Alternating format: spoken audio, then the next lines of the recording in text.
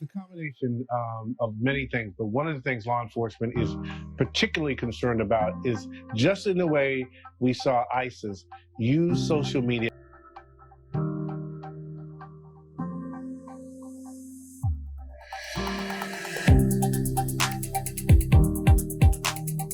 Welcome to another edition of our, as we talk about America under crisis, America under the gun control.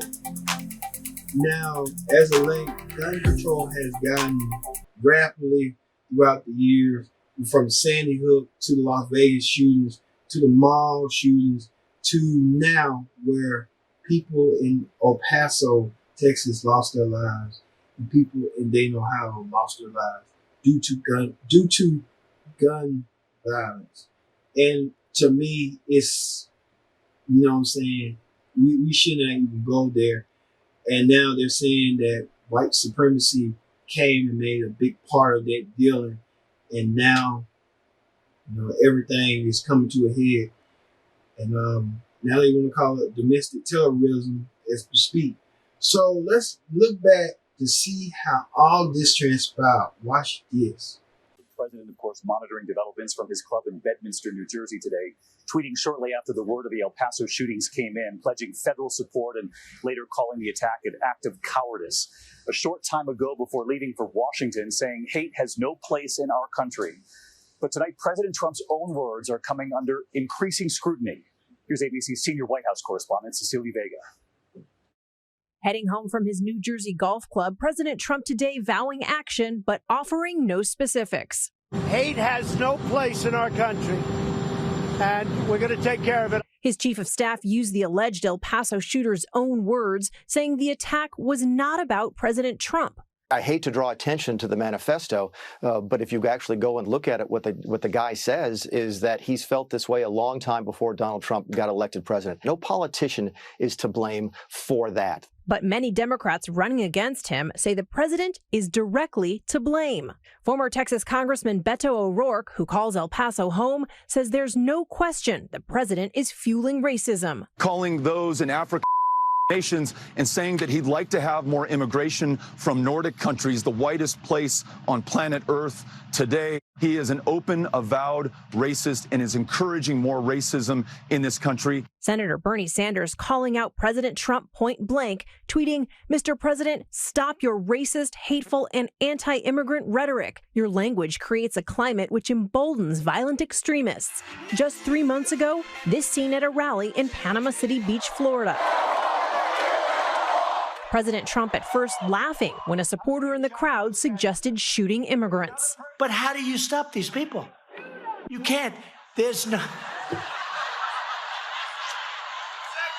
That's only in the panhandle you can get away with that statement.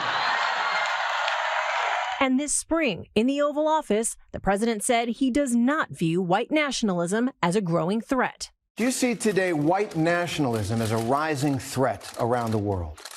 I don't really. I think it's a small group of people that have very, very serious problems. And now the president says he plans to deliver remarks tomorrow morning right here at the White House. It is unclear exactly what he plans to announce at this time. David, tonight, the flags here are flying at half staff. You saw right there, gun control is, gun violence is getting out of hand, and we need some gun control, universal background checks, something to make sure that, you know, mentally ill people do not get their hands on guns. Now, the president, on the other hand, had this rebuttal with this. Well, I'm looking to do background checks. I think background checks are important. I don't want to put guns into the hands of mentally unstable people or people with rage or hate, sick people. I don't want to. I'm all in favor of it.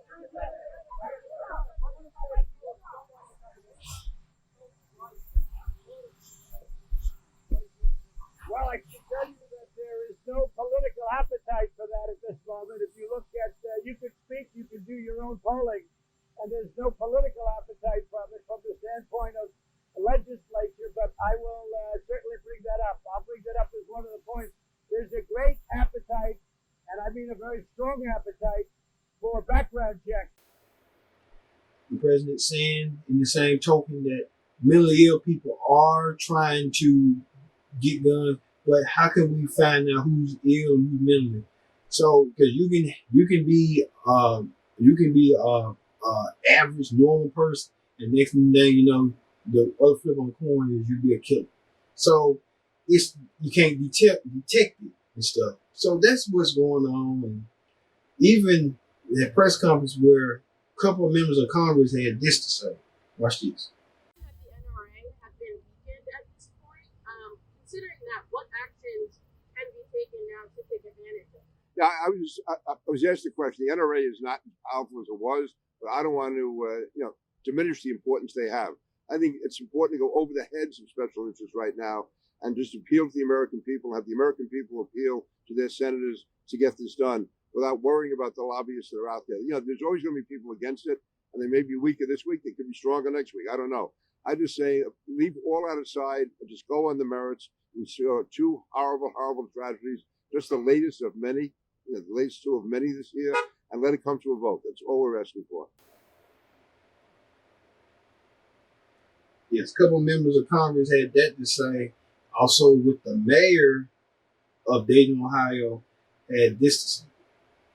Mental health issues.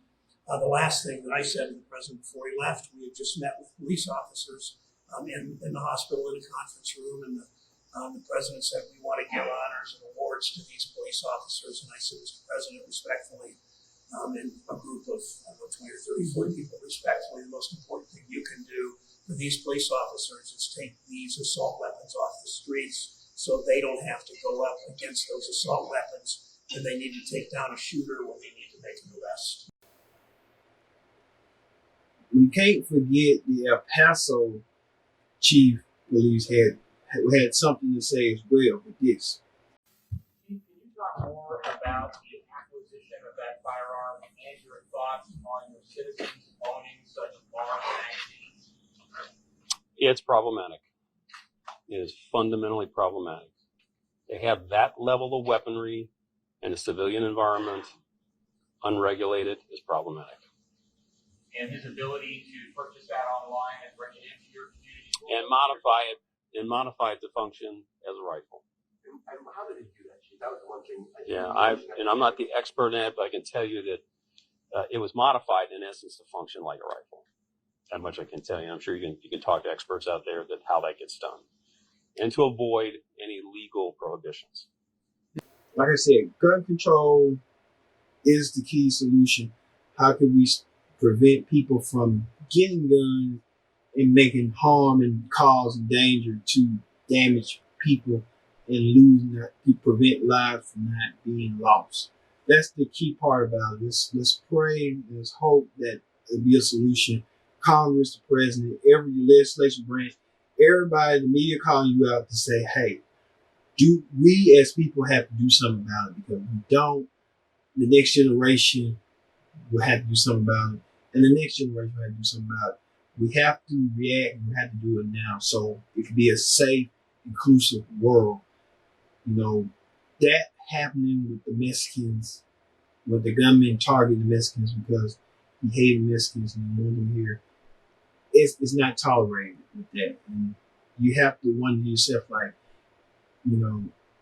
different minorities should not go through that. Everybody should be equal, inclusive, and everyone should have opportunity if given the opportunity to do so.